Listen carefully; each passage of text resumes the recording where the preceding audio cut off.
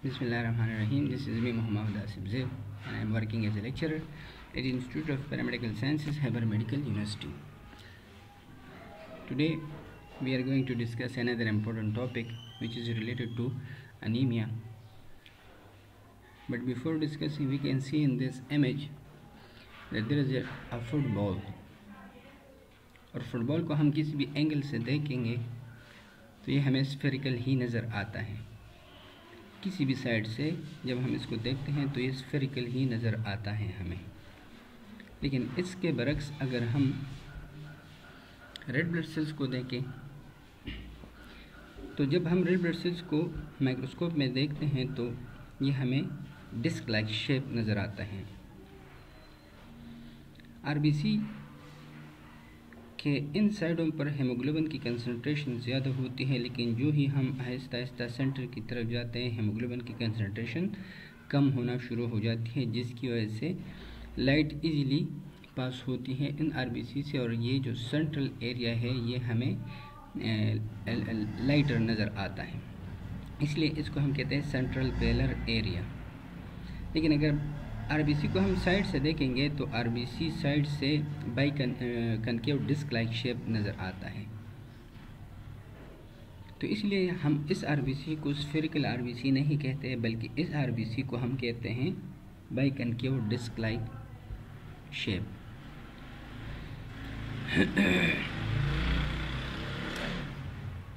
आज का जो हमारा टॉपिक है वो है हेरिडिटरी स्पीरोसाइटोसिस। हेरिडिटरी स्पीरोसाइटोसिस इसके नाम से ही जाहिर है कि हेरिडिटरी है, मींस इनहेरिटेड है, जेनेटिकली डिसऑर्डर है। Spherocytosis means increase concentration of spherocyte. तो हम सिंपली ये कह सकते हैं कि हेरिडिटरी स्पीरोसाइटोसिस एक जेनेटिक डिसऑर्डर है जिसमें स्पीरोसाइट्स की कंसंट्रेशन पेरिफेरल सर्कुलेशन में ज़्यादा हो जाती है। हेरिडिटरी स्पीरोसाइटोसिस एक हेमोलिटिक अनीमिया है। हेमोलिटिक अनीमिया, हेमोलिटिक मीन्स कि इसमें रेड ब्लड सेल्स की हेमोलिसिस होती है और उस हेमोलिसिस की वजह से हेमोग्लोबिन की कंसंट्रेशन डिक्रीज हो जाती है, जिसकी वजह से इन पेशेंट्स को अनीमिया होता है। तो इसलिए हम कह सकते हैं कि hereditary spherocytosis is an inherited haemolytic anaemia, जिसमें स्फेरिकल शेप्ड आरबीसीज नज़र आते हैं। अब ये स्फेरिकल शेप आरबीसी या स्फीरोसाइट्स ये कैसे माइक्रोस्कोप में दिखाई देंगे, तो ये एक स्पीरोसाइट है।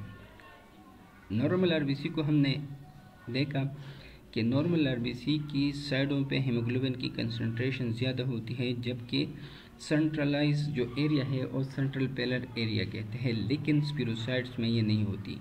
स्पीरोसाइट्स बिल्कुल फुटबॉल की तरह राउंड होता है। जिस एंगल से भी हम इसको देखेंगे, चाहे साइड से देखें, तो ये स्फेरिकल ही नज़र आता है और सेंट्रल पेरल एरिया इसमें मौजूद नहीं होता। एक और चीज़ decrease surface to volume ratio इस सेल की होती है, यानी ये साइज़ में भी छोटे होते हैं और सरफेस टू वॉल्यूम रेशो जो है यानी सरफेस इसका कम होता है। Normal red blood cell destruction, RBC की नॉर्मल जो लाइफ स्पेन है वो 120 डेज़ है। इस 120 डेज़ के बाद ये आरबीसी स्प्लीन में डिस्ट्रॉय हो जाते हैं, क्योंकि spleen is the graveyard of RBCs. अब आरबीसी के में 3 इम्पोर्टेंट चीज़ें हैं, जिसमें एक है red blood cell membrane, enzymes in RBCs और हेमोग्लोबिन। तो मेम्ब्रेन में भी प्रोटीन मौजूद है, हेमोग्लोबिन इज आल्सो प्रोटीन और enzymes are also protein in nature. तो हर प्रोटीन्स की अपनी एक लाइफ स्पेन है। तो जो ही आरबीसी ओल्ड से ओल्ड तर चला जाता है तो इन प्रोटीन्स की अपनी चूँकि लाइफ स्पेन है, इसलिए ये प्रोटीन आहिस्ता आहिस्ता डिग्रेडेड होना शुरू कर देते हैं और अपनी जो नॉर्मल फंक्शन है वो लॉस करना शुरू कर देते हैं। इस तरह एंजाइम एक्टिविटी भी आहिस्ता आहिस्ता डिक्लाइन होना शुरू हो जाती है। जब मेम्ब्रेन के प्रोटीन्स, हेमोग्लोबिन और इसी तरह एंजाइम्स आहिस्ता आहिस्ता डिक्लाइन होना शुरू हो जाते हैं, तो जो आरबीसीज की डिफॉर्मेबिलिटी है मतलब इसकी जो फोल्डिंग कैपेबिलिटी है वो ख़त्म हो जाती है। जब फोल्डिंग कैपेबिलिटी ख़त्म हो जाती है तो ये आरबीसी पर इन साइनसेस से नहीं निकल पाते और ये ट्रैप हो जाते हैं। जैसे लेट्स सपोज ये आरबीसी और ये आरबीसी यहाँ पर ट्रैप हो गए स्प्लीन में, तो स्प्लीनिक जो मैक्रोफेजेस होते हैं, स्प्लीनिक मैक्रोफेज इन आरबीसीज को एनगल्फ कर देती हैं और इस प्रोसेस को हम कहते हैं फेगोसाइटोसिस, जिसकी वजह से आरबीसी की लाइसिस हो जाती हैं। हेरिडिटरी स्पीरोसाइटोसिस, इसको हम कहते हैं मेम्ब्रेनोपैथी। क्या मतलब मेम्ब्रेनोपैथी? मेम्ब्रेनोपैथी वो डिसऑर्डर्स होते हैं जिनमें मेम्ब्रेन में एबनॉर्मेलिटी होती है। तो hereditary spherocytosis is a type of membranopathy. तो इसलिए रेड ब्लड सेल्स जो मेम्ब्रेन हैं ये तकरीबन 50% प्रोटीन में कंसिस्ट होते हैं, 40% ये लिपिड्स हैं और 10% ये कार्बोहाइड्रेट हैं। ये structure of red blood cell membrane है। ये जो ब्लैक नज़र आ रहा है ये लिपिड बाइलेयर है, ये लिपिड है। ये मुख्तलिफ़ किस्म के प्रोटीन्स हैं ये सारे। फॉर एग्ज़ाम्पल हम इसमें देखें तो अगर इस मेम्ब्रेन को हम देखें और इस प्रोटीन को हम देखें तो ये बिल्कुल एक दूसरे के साथ पैरेलल है। इसलिए इन प्रोटीन्स को हम कहते हैं हॉरिजॉन्टल प्रोटीन, जो कि ये ब्लू और रेड पे मुश्तमिल है। तो अल्फ़ा स्पेक्ट्रिन और बीटा स्पेक्ट्रिन, इसको हम क्या कहते हैं? ये है हॉरिजॉन्टल प्रोटीन। जबकि एक ये प्रोटीन्स हैं जैसे ये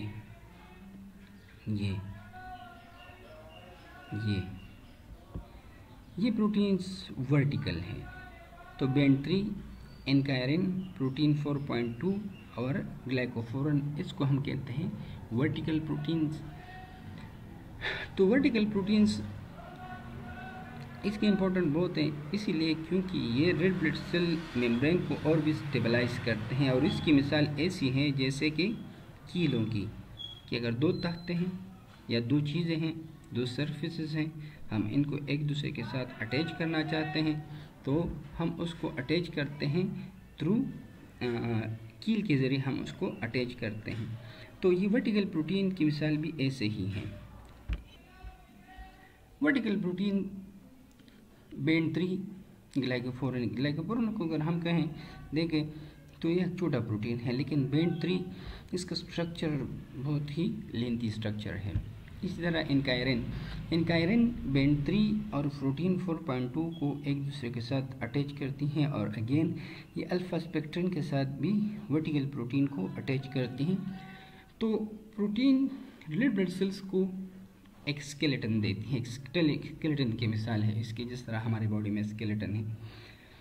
अब हॉरिजॉन्टल प्रोटीन, जिसको हमने कहा कि अल्फ़ा स्पेक्ट्रिन और बीटा स्पेक्ट्रिन, ये spectrin act just like spring की तरह ये काम करते हैं। जैसे स्प्रिंग को हम फोल्ड और हम इसको प्रेस करें और फिर छोड़ दें तो स्प्रिंग दोबारा अपनी पोजीशन पे आ जाता है। तो जब red blood cell membrane cell जब किसी कैपिलरी से गुजरता है तो ये अपने आप को फोल्ड करता है और फिर अनफोल्ड भी हो जाता है। और ये फोल्डिंग और अनफोल्डिंग ये मोस्टली जो स्पेक्ट्रिन है ये फंक्शन परफॉर्म करते हैं।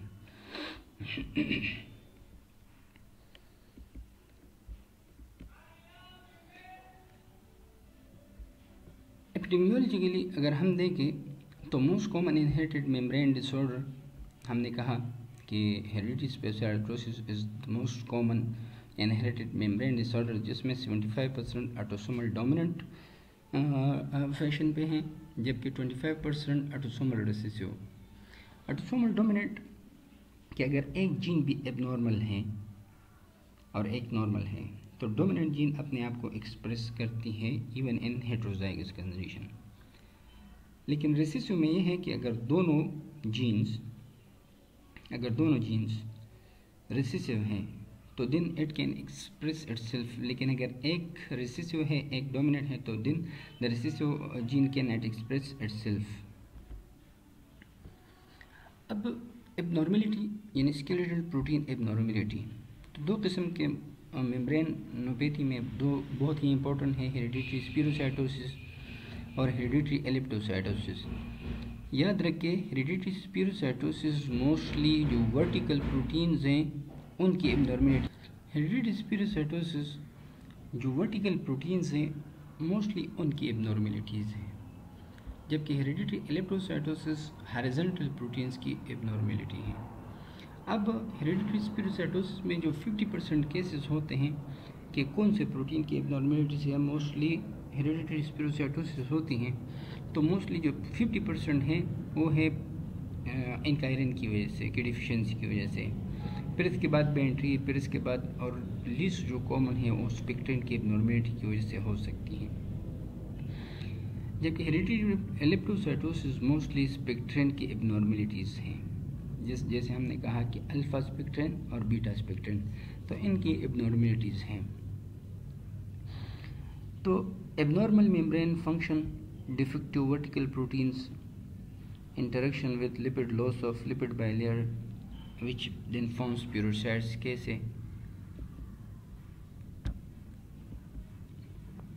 अब ये हमारे पास एक रेड ब्लड सेल है और हमने कहा जो लिपिड है वो डबल लेयर बाइलिपिड लेयर है, और इसमें जो इंटीग्रल प्रोटीन्स हैं या वर्टिकल प्रोटीन्स हैं ये इन मेम्ब्रेन को स्टेबलाइज रखती हैं।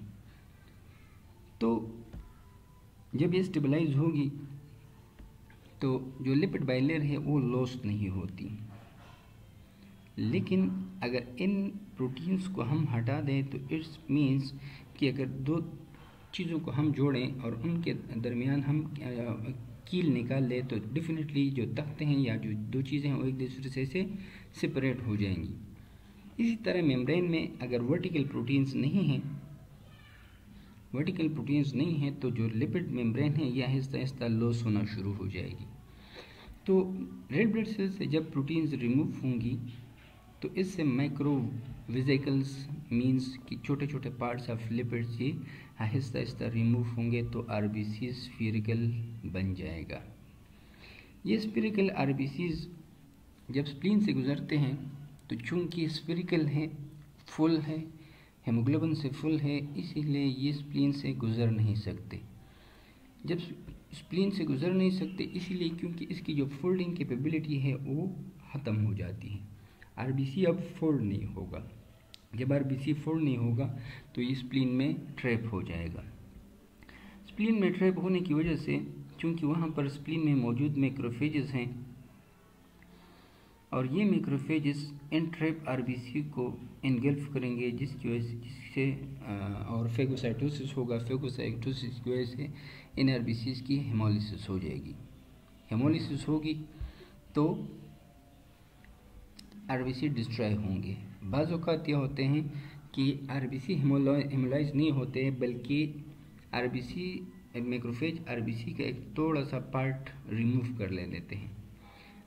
जब आरबीसी का और पार्ट रिमूव होगा तो आरबीसी और भी माइक्रोस्पिरोसाइट्स बन जाते हैं।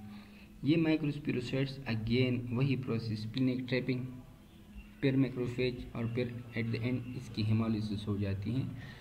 तो इस पूरे के पूरे प्रोसेस में अगर हमने देखा कि यहाँ पर आरबीसीज की हेमोलिसिस होती है मींस डिस्ट्रक्शन होती है, इसलिए हम इसको कहते हैं कि hereditary spherocytosis is a haemolytic anaemia, क्योंकि इसमें हेमोलिसिस होती है। अगेन कि ये रेड ब्लड सेल मेम्ब्रेन है, एक normal red blood cell membrane जिसमें वर्टिकल प्रोटीन्स यानी इनकायरेन या बेंड3 या ग्लाइकोफोरिन ए ये प्रोटीन्स नॉर्मल हैं, तो ये आरबीसी बिल्कुल नॉर्मली फोल्डिंग और अनफोल्डिंग इसकी कैपेबिलिटी होगी। लेकिन अगर ये प्रोटीन डिफिशेंट हैं तो फिर आरबीसी की मेम्ब्रेन स्टेबल नहीं रहती। जब स्टेबल नहीं रहती तो इसलिए ये माइक्रोवेसिकल्स रिलीज़ करते हैं और आरबीसी स्पिरोसाइट्स बन जाते हैं। जब आरबीसी स्पिरोसाइट्स बनेंगे और ये स्प्लीन से गुजरते हैं तो इसकी फोल्डिंग कैपेबिलिटी ख़त्म हो जाती है, इसलिए ये अब फोल्ड और अनफोल्ड नहीं हो सकता, तो ये स्प्लीन में ट्रैप हो जाते हैं। स्प्लीन में जब ट्रैप होंगे मैक्रोफेज का काम है इन आरबीसीज जो कि ट्रैप हुए हों उनको ख़त्म करना। तो मैक्रोफेज इनको इनगल्फ कर देते हैं और उन आरबीसीज की हेमोलिसिस हो जाती है। लेकिन बाज़ औक़ात कुछ आरबीसीज के सिर्फ और सिर्फ मेम्ब्रेन रिमूव कर देते हैं और आरबीसी फर्दर माइक्रोस्पिरोसाइट्स बन जाते हैं। ये माइक्रोस्पिरोसाइट्स अगेन स्प्लीन में ट्रैप होके उनकी हेमोलिसिस हो जाती हैं। तो ये है पैथोफिजियोलॉजी ऑफ हेरिडिटरी स्पिरोसाइटोसिस। अगेन ये एक और तरीके से कि ये नॉर्मल आरबीसी हैं, आहिस्ता आहिस्ता माइक्रोवेजिकल्स बन गए। माइक्रोवेजिकल्स बनने की वजह से आरबीसी और भी स्फेरिकल हो गए। फर्दर ये माइक्रोवेजिकल्स रिमूव होते हैं तो आरबीसी कम्प्लीटली स्पिरोसाइट बन गया। ये स्पिरोसाइट पर मैक्रोफेज, ये एक मैक्रोस्प्लिनिक मैक्रोफेज है। ये माइक्रोस्पिरोसाइट्स इन मैक्रोफेज को इनगल्फ कर देते हैं और ये मैक्रोफेज इन आरबीसीज की हेमोलिसिस कर देते हैं। तो दो किस्म के हेमोलिसिस हैं, एक को हम कहते हैं इंट्रावस्कुलर हेमोलिसिस और दूसरे को हम कहते हैं एक्स्ट्रावस्कुलर हेमोलिसिस। तो इंट्रावस्कुलर हेमोलिसिस वो हेमोलिसिस है जो कि विद इन द वेसल्स होते हैं, ब्लड वेसल्स जो है उनके अंदर अगर हों तो उनको हम कहते हैं इंट्रावस्कुलर हेमोलिसिस। जबकि एक्स्ट्रावस्कुलर हेमोलिसिस वो हेमोलिसिस है जो कि आउटसाइड द ब्लड वेसल्स हों, फॉर एग्जांपल स्प्लीन में, फॉर एग्जांपल मैक्रोफेज में, फॉर एग्जांपल लिवर में। लेकिन हमने देखा कि हेरिडिटरी स्पिरोसाइटोसिस में जो हेमोलिसिस होती हैं वो स्प्लीन में होती हैं, इसलिए हम कहते हैं कि हेरिडिटरी स्पिरोसाइटोसिस आल्दो कि वो एक हेमोलिटिक एनीमिया है, लेकिन हेमोलिटिक एनीमिया में ये एक्स्ट्रावस्कुलर हेमोलिटिक एनीमिया है।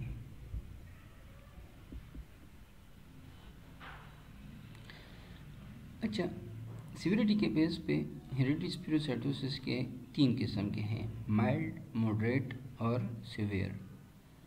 तो 20 to 30% जो केसेस हैं वो माइल्ड हैं। इनमें अनीमिया नहीं होता क्योंकि ये ख़ुद बहुत हेमोग्लोबिन जो है वो ख़ुद बहुत रिकवर होना शुरू हो जाता है। मतलब हेमोग्लोबिन पे कोई फ़र्क नहीं आता, जितने आरबीसी डिस्ट्रॉय होते हैं उतने ही बनते हैं, इसलिए हम इसको कहते हैं कंपेंसेटरी डिसऑर्डर। कंपेंसेटरी डिसऑर्डर्स होते हैं जो कि बॉडी खुद कंपेंसेट करती हैं, अपनी जो लॉस है वो खुद कंपेंसेट करती हैं, तो इसलिए हम इसको कहते हैं कंपेंसेटरी अनीमिया। स्प्लीनोमेगाली या जॉइंटिस इनमें बहुत ही कम होता है क्योंकि रेड ब्लड सेल्स चूँकि 20 to 30% ऑफ केसेस में होते हैं और ये माइल्ड भी है, तो स्प्लीनोमेगाली इसलिए नहीं कम होती है क्योंकि कम आरबीसी लाइसिस होती हैं और हेमोग्लोबिन के लेवल नॉर्मल होता है क्योंकि एनीमिया होता नहीं। मॉडरेट 60 to 75% ऑफ केसेस में होते हैं और इसमें एनीमिया भी मॉडरेट होता है। मॉडरेट का मतलब ये है कि जो हेमोग्लोबिन की कंसंट्रेशन है वो 6 और 9 के दरमियान होती है। तो 3 किस्म के एनीमियास होते हैं, याद रखें, सीवियरिटी के बेस पे माइल्ड, मॉडरेट और सीवियर।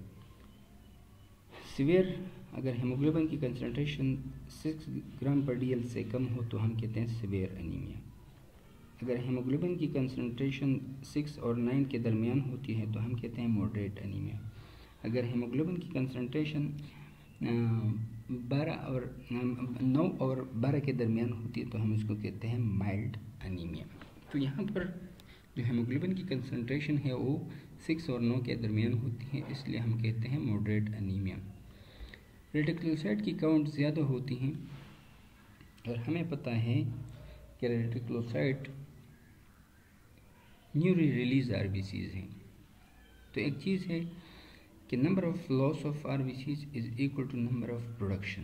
तो जितने आरबीसीज डिस्ट्रॉय होंगे उतने ही बनेंगे। लेट सपोज कि 10 आरबीसीज डिस्ट्रॉय हो गए तो 10 रेटिकुलोसाइट फिर बनेंगे उसके बदले में। तो जितने आरबीसीज ज़्यादा डिस्ट्रॉय होंगे, जितना एनीमिया ज़्यादा होगा, उतने ही रेटिकुलोसाइट काउंट हेमोलिटिक एनीमिया में ज़्यादा होती है। और चूँकि रेड ब्लड सेल्स की डिस्ट्रक्शन ज़्यादा है और डिस्ट्रक्शन से हेमोग्लोबिन निकलता है और हेमोग्लोबिन की जब डिग्रेडेशन होती है तो उससे बिलिरुबिन बनता है, तो इसलिए बिलिरुबिन इन कंडीशंस में एलिवेटेड होती है और स्प्लीनोमेगाली माइल्ड टू मॉडरेट हो सकती है इन पेशेंट्स में।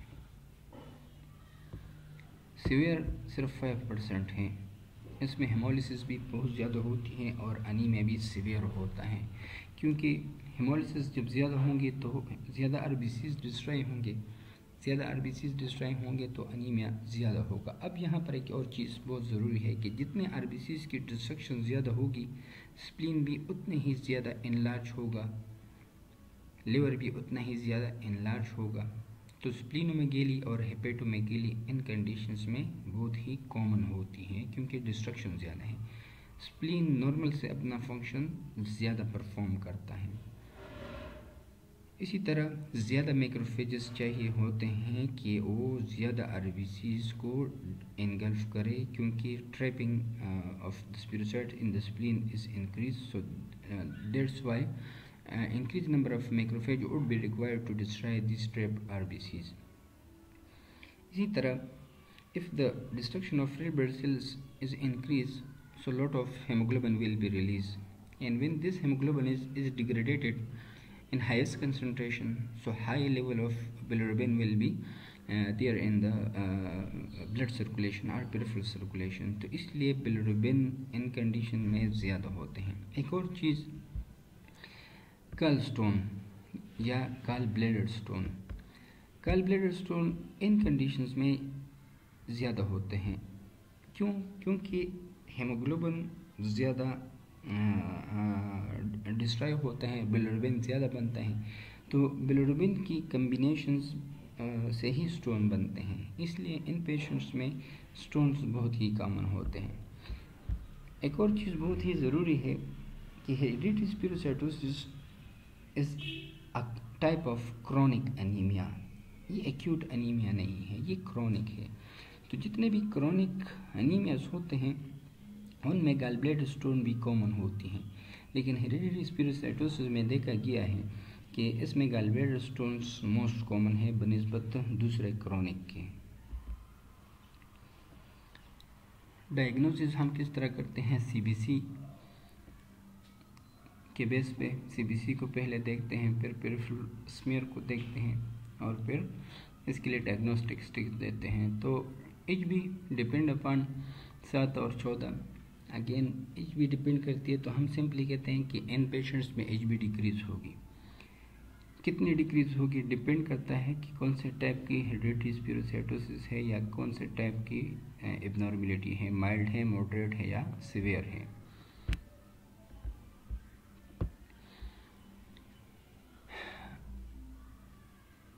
MCV normal or slightly reduced, MCH normal, MCHC increase। अब MCHC यहाँ पर इंक्रीज क्यों है? MCHC mean cell haemoglobin concentration है कि एक आरबीसी के अंदर हेमोग्लोबिन की कंसंट्रेशन कितनी है, या हम ये कहते हैं कि एक आरबीसी हेमोग्लोबिन से कितना फिल है।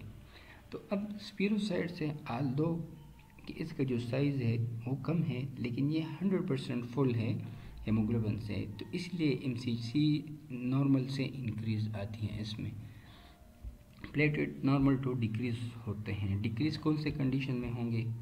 जब स्प्लीनोमेगेली होगी तो प्लेटेट काउंट डिक्रीज होंगे, अदरवाइज प्लेटेट काउंट इन पेशेंट्स में नॉर्मल होते हैं। Peripheral circulation एनाइसोसाइटोसिस। एनाइसोसाइटोसिस variation in size of RBC. कुछ आरबीसीज छोटे होंगे, कुछ आरबीसीज बड़े होते हैं, तो हम इसको कहते हैं एनाइसोसाइटोसिस। अगेन स्पिरोसाइट्स 3+ में होंगे, मतलब 3+ का मतलब क्या कि बहुत ही ज़्यादा होते हैं। नॉर्मली स्पिरोसाइट्स पेरिफेरल सर्कुलेशन में मौजूद नहीं होते, लेकिन हेरिडिटरी स्पिरोसाइटोसिस के पेशेंट में स्पिरोसाइट्स ज़्यादा नज़र आते हैं। पोकिलोसाइटोसिस वेरिएशन इन शेप, मतलब डिफरेंट शेप्स के आरबीसीज नज़र आते हैं। For example target cells, for example tear drop cells, sickle cells, इसी तरह इलेप्टोसाइट्स, इन सब को हम कहते हैं पोकिलोसाइट्स, हम इसको कहते हैं। लेकिन अगर ये ज़्यादा नज़र आए तो हम उसको कहते हैं पोकिलोसाइटोसिस। तो टारगेट सेल्स इन पेशेंट में नज़र आते हैं, न्यूक्लिएटेड आरबीसीज नज़र आते हैं, पॉलीक्रोमेसिया नज़र आता है, तो इसको हम कहते हैं पोकिलोसाइटोसिस।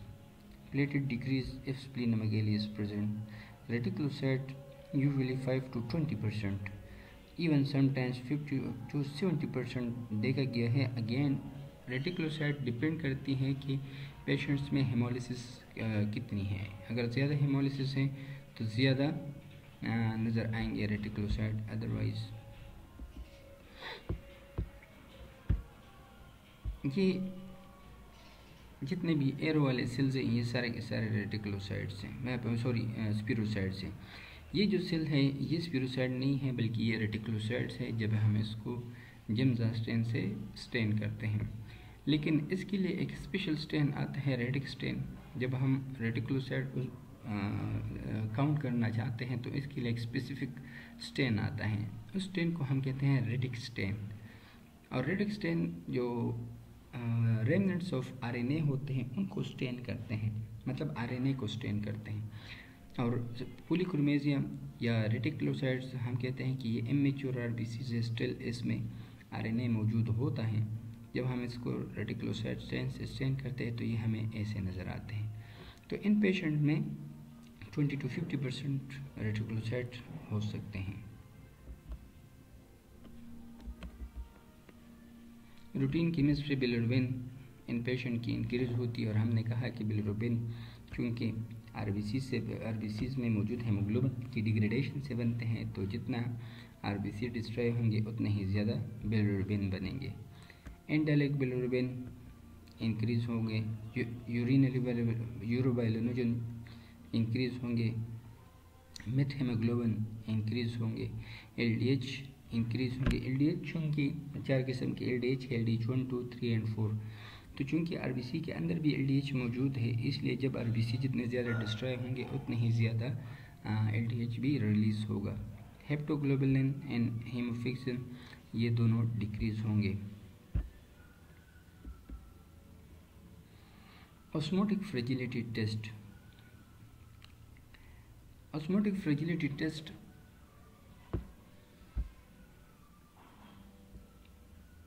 ऑस्मोसिस के प्रोसेस और फ्रेजिलिटी मीन्स कि हम आरबीसी के मेम्ब्रेन को देखते हैं कि ये कितना फ्रेजाइल है। और ये टेस्ट मोस्टली जो ऑस्मोसिस का प्रोसेस है उस पर डिपेंड करता है, उस प्रिंसिपल पे हैं। अच्छा, तो इसमें क्या है कि when an erythrocyte is placed in a hypotonic sodium chloride solution, a net influx of solvent water into the cell will occur and the cell will swell. Okay. RBC जो मेम्ब्रेन है उसको हम कहते हैं सेमी परमिएबल मेम्ब्रेन। आरबीसी की जो membrane है इसको हम कहते हैं सेमी परमिएबल मेम्ब्रेन। ये कुछ सोल्यूशन या सॉल्वेंट्स को पास करती हैं, सोल्यूशन में मौजूद जो सोल्यूट हैं, और कुछ को पास नहीं करती। तो ये जो टेस्ट है ये भी उसी प्रिंसिपल पे है कि अगर हम एक आरबीसी को एक हाइपोटोनिक सोल्यूशन में रख के, फॉर एग्जांपल सोडियम क्लोराइड का एक हाइपोटोनिक सोल्यूशन, तो जो पानी है वो आरबीसीज की तरफ मूव करेगा, मेम्ब्रेन से पास होके आरबीसीज की तरफ मूव करेगा, क्योंकि आरबीसी एक हमने इस आरबीसीज को रखा हाइपोटोनिक सॉल्यूशन में। आरबीसी के अंदर जो NaCl की क्वांटिटी है वो 0.89% है और हमने इसको रखा हाइपोटोनिक सॉल्यूशन में, मीन्स कि इसकी कंसंट्रेशन कम है। तो पानी लो कंसंट्रेशन से हाई कंसंट्रेशन की तरफ मूव करेगा, तो आरबीसीज इस वाटर को ऑब्जर्व करेगा। जब ऑब्जर्व करेगा तो आरबीसीज स्वेल होगा। जब आरबीसी स्वेल होगा तो आरबीसी की भी अपनी एक कैपेसिटी है कि वो पानी को एक खास हद तक ऑब्जर्व कर सकता है, लेकिन अगर उससे ज़्यादा हो जाए तो फिर आरबीसी स्वेल होके बर्स्ट भी हो सकता है।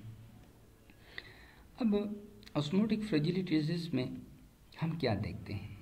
हम ये देखते हैं कि आरबीसी की मेम्ब्रेन कितनी फ्रेजाइल है।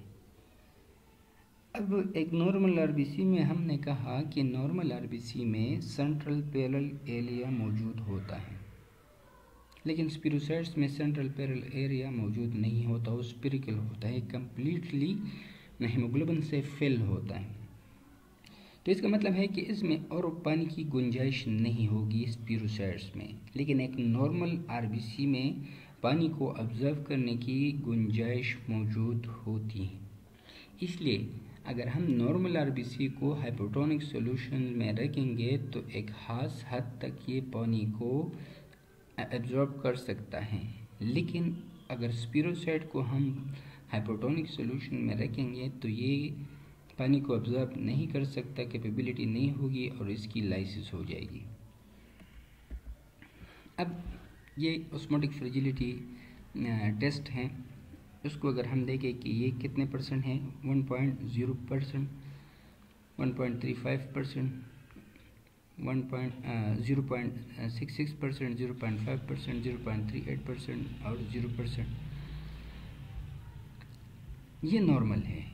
यहाँ पर भी हेमोलिसिस, अगर इस ट्यूब को हम देखें, यहाँ पर हेमोलिसिस है, यहाँ पर हेमोलिसिस है, यहाँ पर हेमोलिसिस, थोड़ी हेमोलिसिस है, यहाँ पर हल्की सी हेमोलिसिस है, यहाँ पर हेमोलिसिस नहीं है इन दो ट्यूब्स में, बल्कि इन 3 ट्यूब्स में हेमोलिसिस बहुत ही कम है। इन दोनों में तो है नहीं, इसमें बहुत ही कम है, माइन्यूट है। लेकिन अगर इसके बरक्स हम देखें एक हेरिडिटी स्पिरोसाइटोसिस के पेशेंट्स के इन ट्यूब्स को, तो ये 1.0%, ये 0.85% है। मीन्स तकरीबन आइसोटोनिक सोल्यूशन है, लेकिन आइसोटोनिक से भी थोड़ा सा कम, क्योंकि 0.89% नॉर्मल है, 0.85% हाइपोटोनिक सोल्यूशन में आता है। इतनी पानी भी, इतने परसेंटेज में भी इन आरबीसीज की लाइसिस हो गई, जबकि इस परसेंटेज पे नॉर्मल आरबीसीज में एब्जॉर्ब करने की कैपेबिलिटी होती है। यहाँ पर भी आरबीसीज की हेमोलिसिस हो गई है, लेकिन कम हेमोलिसिस यहाँ पर भी। लेकिन इसके बरक्स इसको हम देखें, इस वाले को, तो यहाँ पर हेमोलिसिस ज़्यादा है बनिस्बत इसकी। इसका मतलब क्या हुआ? इसका मतलब ये हुआ कि ये आरबीसीज में वाटर को ऑब्जर्व करने की कैपेबिलिटी नहीं है और फ्रेजिलिटी ज़्यादा हो गई, इसलिए ऑस्मोटिक फ्रेजिलिटी टेस्ट एबनॉर्मल है और आरबीसी की मेम्ब्रेन इस काबिल नहीं है कि वो पानी को ऑब्जर्व कर सके, तो इसलिए इसकी जो फ्रेजिलिटी है वो इंक्रीज़ हो गई, ज़्यादा फ्रेजाइल हो गया, ज़्यादा जल्दी से इसकी हेमोलिसिस हो गई, तो ऑस्मोटिक फ्रेजिलिटी टेस्ट इनका पॉजिटिव आ गया, एबनॉर्मल है। ये एक और तरीके से हम इसको एक्सप्लेन कर सकते हैं कि नॉर्मल जो ये एक फिर इसके हम ग्राफ बनाते हैं मुख्तलिफ परसेंटेज से, 0.1%, 0.2, 0.3, 0.4, ये सोडियम क्लोराइड की कंसंट्रेशन है और ये परसेंट ऑफ हेमोलिसिस है। अगर हम देखें तो ये जो रेड लाइन है और एक ग्रे लाइन है, ये ग्रे लाइन नॉर्मल को शो करती है कि नॉर्मल रेड ब्लड सेल्स 0.5 और 0.6 के दरमियान इनकी हेमोलिसिस होगी। लेकिन रेड को अगर हम देखें तो ये 0.7% सोडियम क्लोराइड सॉल्यूशंस में 0.7% तक जो सॉल्यूशन है उसमें उसकी हेमोलिसिस इतनी ज़्यादा है, मतलब तकरीबन 100% इसकी हेमोलिसिस हो चुकी है इन रेड ब्लड सेल्स की। तो ये ग्राफ फिर हम बनाते हैं डिटेक्शन के लिए। रेड ब्लड सेल मेम्ब्रेन के डिटेक्शंस के लिए हम कहते हैं कि diagnostic osmotic fragility test again एक स्क्रीनिंग टेस्ट है, कंफर्मेटरी टेस्ट नहीं है। अगर हमने कंफर्मेटरी टेस्ट करना है, जैसे थैलेसीमिया हो गया, तो थैलेसीमिया के लिए हम क्या करते हैं, हीमोग्लोबिन इलेक्ट्रोफोरेसिस करते हैं, जो कि इसके लिए डायग्नोस्टिक टेस्ट है। इसी तरह मेम्ब्रेनोपैथी के लिए हम एक और टेस्ट करते हैं, SDS पेज।